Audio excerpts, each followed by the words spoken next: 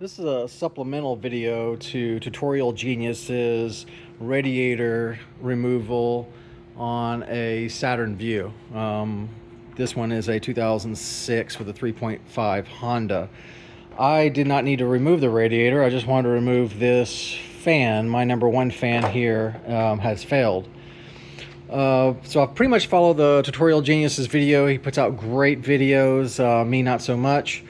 But the hint is, cutting to the chase, I was able to get the fan out by removing this radiator hose here. And I thought I was going to have to take out the radiator. I could not get it out. There's people on the forums that claim they could get it out from the top and bottom and all this stuff without removing this bumper. I did not find that was just not going to happen.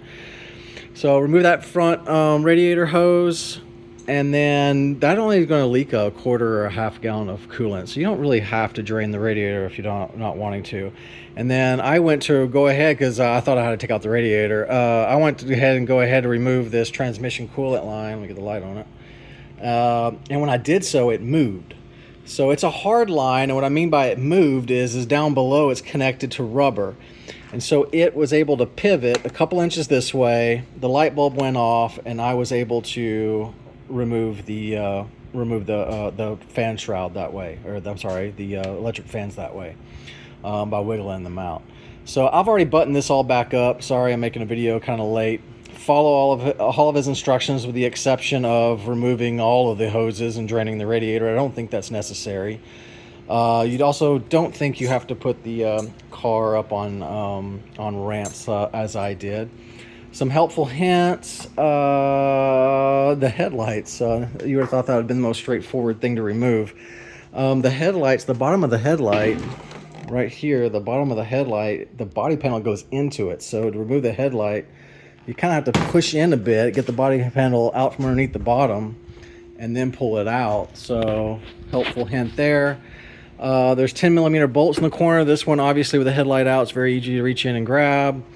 This one here, I had to go through the wheel well, and you can see my particular setup was how I got that one out. Other helpful hints, as he stated, be very careful with these clips. This one did snap on me. The plastic's just starting to get old on these views.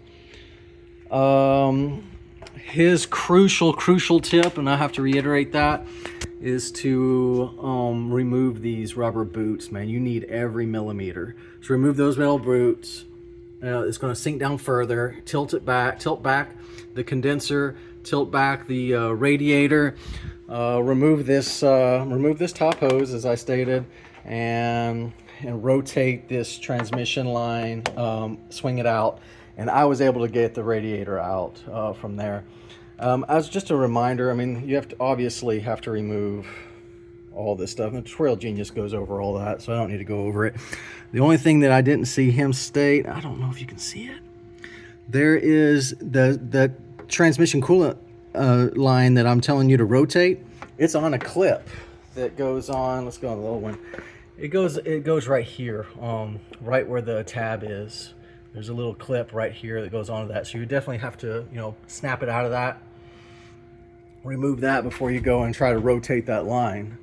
So I would take out the two 8mm bolts on the electric fan, jiggle it loose, and then follow all the instructions that he had. I was just making a supplemental video. So yeah, that's how I was able to get the electric fan out without removing the radiator. Getting it out definitely is tight, definitely scraping, no doubt. Somehow it went in instantly, the new one. I bought the Dorman model. I'll link it below. Electric replacement fans. Hope this helps someone. Thanks.